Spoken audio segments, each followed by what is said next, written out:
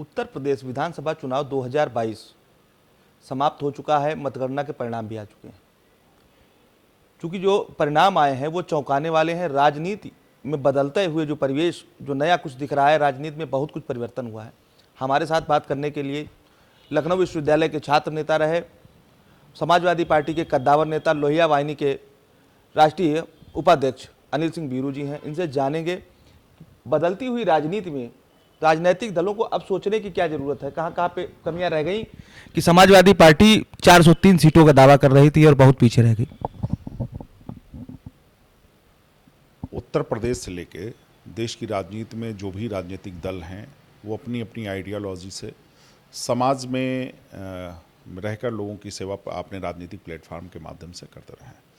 2022 का जो उत्तर प्रदेश का चुनाव था, 2017 से 22 के बीच में जो उत्तर प्रदेश की जनता ने पूर्ण बहुमत की सरकार भाजपा को दी, उनके मैनिफेस्टो के आधार पर, और कहीं ना कहीं जो 5 साल के कार्यकाल की समीक्षा थी वो उत्तर प्रदेश की जो सम्मानित जनता है उसने शिक्षक के रूप में उसका है। हम लोग लगातार जो विपक्ष की हमारी भूमिका थी उसका निर्वहन हमारे राष्ट्रीय अध्यक्ष अखिलेश यादव जी के निर्देशन में पूरा समाजवादी पार्टी का कुनबा लड़ाई लड़ता रहा। और हम जो 2022 का जब चुनाव आया तो हम अपने मैनिफेस्टो के साथ जनता के बीच में गए, और जो 5 साल के बीच में जो जनता की अपेक्षा थी भारतीय जनता पार्टी की सरकार से, जो जनमानस में हम लोगों ने आज विपक्ष की भूमिका में महसूस किया, उसमें मुझे ऐसा लगा कि जनता को सिर्फ आंकड़ों के आधार पे छला गया है, उनको वो चीज़ें नहीं मिल पाई, चाहे उसमें किसानों का मुद्दा रहा हो, शिक्षकों का मुद्दा रहा हो, बेरोजगारी का मुद्दा रहा हो, महंगाई का मुद्दा रहा हो। तमाम ऐसा कोई क्षेत्र नहीं है जिसमें जनता के उत्पीड़न की, जनता की ज़रूरतों की आवाज़ नहीं आई। समाजवादी पार्टी ने लगातार उन मुद्दों को सरकार के सामने रखा और उसकी लड़ाई लड़ने का काम किया। आज समाजवादी पार्टी को जो जनादेश उत्तर प्रदेश की जनता ने दिया विपक्ष की भूमिका के रूप में, हम प्रणाम करते हैं और पूरे समाजवादी पार्टी की तरफ से आभार व्यक्त करते हैं कि हम उनका भरोसा नहीं जीत पाए, मगर हमारी कोशिश रहेगी जो हमें विपक्ष की भूमिका है दी है उत्तर प्रदेश की सम्मानित जनता से, उसका निर्वहन हम पूरे 5 साल पूरी निष्ठा के साथ करते रहेंगे। सर, क्या कारण रहे? समाजवादी पार्टी सड़कों पर उतर के संघर्ष भी कर रही थी 5 वर्ष तक, जैसे आपने कहा कि सरकार की कमियों को गिनाते रहे और जनता के बीच भी है। उसके बावजूद क्या ऐसी कमियां रह गई बेसिक तौर पे कि आप 403 का दावा कर रहे थे और बहुत कम सीटों पर जाके रुक गए, जबकि पिछले चुनाव की अपेक्षा इस बार आपकी सीटें भी बढ़ी हैं और वोट परसेंट भी? निश्चित तौर पे जो आप कह रहे हैं, जब परिणाम आता है तो हमें उसकी समीक्षा करनी चाहिए। हमारा राष्ट्रीय नेतृत्व इस पर समीक्षा कर रहा है क्योंकि कल ही परिणाम आया है, और हम लोग भी लंबे समय तक 92 से पार्टी में जोड़कर लंबे समय से संगठन का काम किया। कहीं ना कहीं कुछ कमियां रही होंगी जिससे हम जनता का भरोसा नहीं जीत पाए, परिणाम हमारे अपेक्षित जो थे, हमारा जो लक्ष्य था उसको हम पूरा नहीं कर पाए। उसकी समीक्षा राष्ट्रीय अध्यक्ष जी करेंगे और जो कमियां रही हैं उसको सुधार करके विपक्ष की भूमिका निर्वहन करके हम अगला लक्ष्य निर्धारित करेंगे। और जनता अगले आने वाले समय में, अभी 2024 का उत्तर प्रदेश में चुनाव होना है, लोकसभा का पूरे देश में होना है, उसके बाद 27 में चुनाव है, क्योंकि ये जनादेश जो सत्यता है, यथार्थ है, ये जितने भी राजनीतिक दल हैं उनको स्वीकार करना चाहिए। अब जो कमी रही है ये तो उसके लिए मुझे ऐसा लगता है कि कुछ ना कुछ चूक हमारे अपने स्तर से हुई, जिस कारण से परिणाम हमें अपेक्षित नहीं मिल पाया। उसकी राष्ट्रीय अध्यक्ष जी समीक्षा करने के बाद जो हमारी जिम्मेदारी है उसका निर्वहन हम करेंगे। एक चीज़ और देखने को आई सर, इस बार जो है, जैसे हमेशा से उत्तर प्रदेश में जातिगत चुनाव होते रहे, लेकिन इस बार चूंकि भारतीय जनता पार्टी को जिस तरीके से प्रचंड बहुमत मिल गया, क्या हिंदू मुसलमान वाला फैक्टर जो चलता था, हिंदू मुस्लिम वाला, इस बार चला या नहीं चला? देखिए, हमारा जो था, हमने जो 17 से 22 के बीच में काम किया। समाजवादी पार्टी इसके पहले भी 3 बार माननीय मुलायम सिंह जी ने उत्तर प्रदेश का प्रतिनिधित्व किया मुख्यमंत्री के रूप में, 12 से लेकर 17 के बीच में किया। जब हमें मौका दिया इस उत्तर प्रदेश के जनमानस ने, तो हमने सर्व समाज को लेकर काम किया।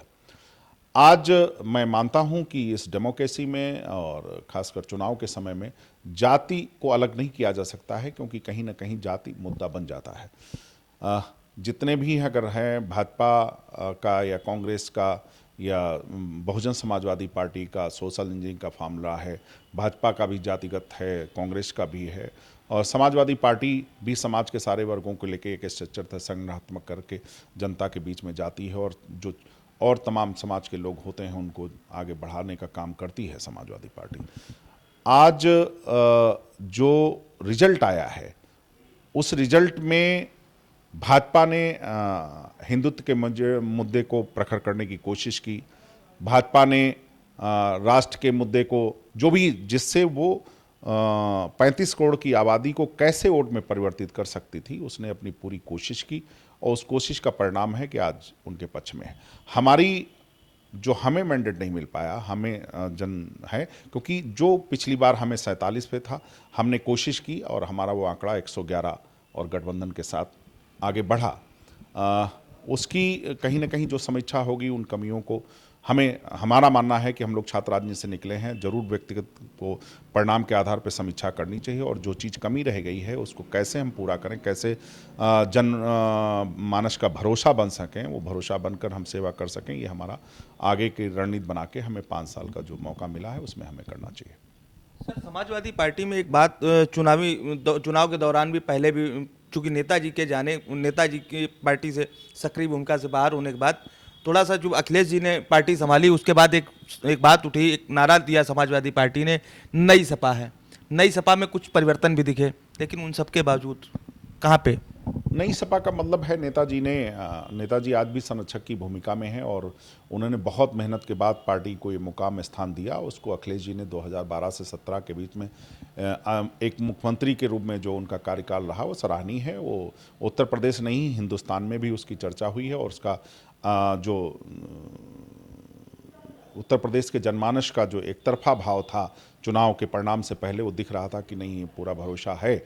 और उसको अखिलेश जी ने युवा का है, नेताजी की इच्छा थी कि युवाओं के हाथ में उत्तर प्रदेश और हिंदुस्तान की राजनीति की बागडोर आए, इसीलिए वो नई हवा है, नई सपा की बात की गई युवाओं के नाते, क्योंकि जो परिवर्तन है आज समाज में या देश में वो युवा ही ला सकता है। और जिस तेज़ी से युवाओं का रोल आने वाले समय में इस राष्ट्र के लिए और प्रदेश की प्रगति के लिए युवाओं का है, उसमें वो सहभागिता युवाओं के रूप में, इसीलिए नई हवा है, नई सपा है, इसका नारा दिया गया। और युवाओं ने जिस हिसाब से आज उनका रोल रहता है समाज के हर क्षेत्र में, और उसी में आगे बढ़ के आज जो हमें मौका मिला है, जो हम 203 का आंकड़ा नहीं पार कर पाए, तो उसका मेहनत का यही अंदाज़ा है कि युवाओं के साथ साथ बुजुर्गों का भी अगर साथ सबका होता तो बेहतर और परिणाम आते। सर, भारतीय जनता पार्टी हमेशा एक आरोप लगाती है समाजवादी पार्टी और कांग्रेस पे, खासकर परिवारवाद का। अखिलेश जी ने इस बार एक मैसेज भी दिया, परिवारवाद का जो उन पे आरोप लगता था उसको, परिवार को एक साइड करते हुए अपनी राजनीति को और पार्टी को सीधे सीधे चलाने का प्रयास किया, लेकिन कहाँ पर फिर भी अब विपक्ष या मतलब जो भी राजनीतिक दल हैं उनका आरोप लगाना है, मगर कहीं ना कहीं अखिलेश जी ने जो भी चीज़ें चल रही थी, अब राजनीति में अगर मान लिया आपके घर में कोई ऐसा है जिसका जो राजनीति में सेवा का है और उनको मौका मिला है उसको परिवार की परिभाषा में, तो उस भाजपा में भी लोग हैं, कांग्रेस में भी लोग हैं, मगर उसको एक तरीके से समाज में मैसेज कर देना कि नहीं सिर्फ परिवार तक सीमित है, नहीं है। चूँकि मुलायम सिंह साहब के नेतृत्व में और अखिलेश यादव जी के नेतृत्व में मुझे नहीं लगता है कि समाज के सारे वर्गों को प्रतिनिधित्व ना दिया गया हो।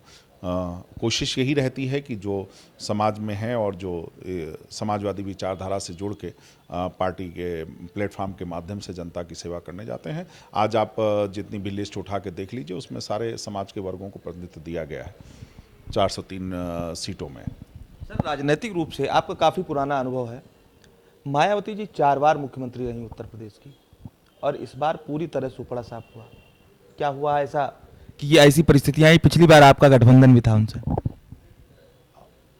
जो मुझे लगता है कि इस बार पूरे उत्तर प्रदेश में जो माहौल बना था, लोग सरकार को हटाना चाहते थे और उस हटाने में जो समाजवादी पार्टी का संगठनात्मक रूप से सरकार के खिलाफ 5 साल रोल रहा, उसमें सिर्फ और सिर्फ अगर जनता ने विकल्प चुना और जो भरोसा जताया वो सिर्फ अखिलेश यादव या समाजवादी पार्टी पे है। इस कारण से आप उसकी बहुजन समाजवादी पार्टी की बात नहीं कर रहे हैं। कांग्रेस को भी ले लीजिए, कांग्रेस तो राष्ट्रीय पार्टी है, कांग्रेस का भी आंकड़ा 2 पे आके सिमट गया और बहुजन समाजवादी पार्टी का आंकड़ा।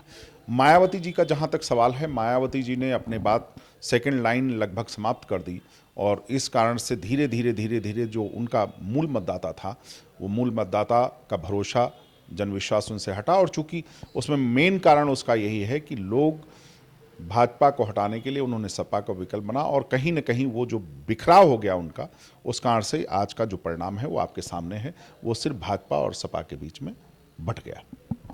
2024 में लोकसभा का चुनाव लगा है, उससे पहले नगर निकाय के चुनाव लगे हों।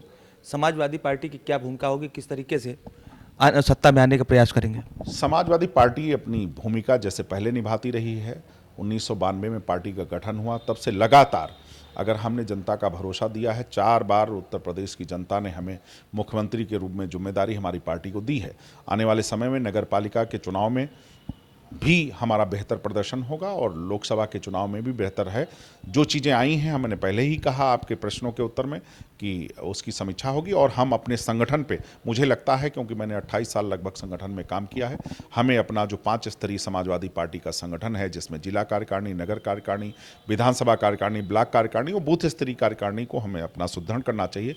और जो हमारे अनुवांशिक संगठन हैं, 15 थे और अब इस समय 20 हैं, उन 20 को हमें 5 स्तरीय व्यवस्था में सुदृढ़ करके अपने संगठन को मजबूती करनी चाहिए और जनमानस की जो समस्याएं हैं उनको लेके हमें लगातार जनता के बीच में रहना चाहिए। निश्चित तौर पे आज नहीं कल हम निश्चित तौर पे जनता का भरोसा जीतेंगे और उसका हम यहाँ प्रतिनिधित्व करेंगे। हमारे साथ थे समाजवादी पार्टी से कद्दावर नेता अनिल सिंह बीरू जी। बड़ा बेबाकी से उन्होंने बदलती हुई नई राजनीति पे बात की और बड़ा बेबाकी से उन्होंने बताया है कि समाजवादी पार्टी आने वाले समय में भी फिर रन करेगी और विपक्ष की भूमिका में मजबूत, जैसा कि मतदाताओं ने अवसर दिया है, मजबूत विपक्ष के रहते हुए शायद सत्ता के साथ दो हाथ बराबर होते रहेंगे। 2024 के चुनाव में, लोकसभा के चुनाव में भी यह देखने को मिलेगा। माई भारत से बात करने के लिए आपको बहुत बहुत धन्यवाद।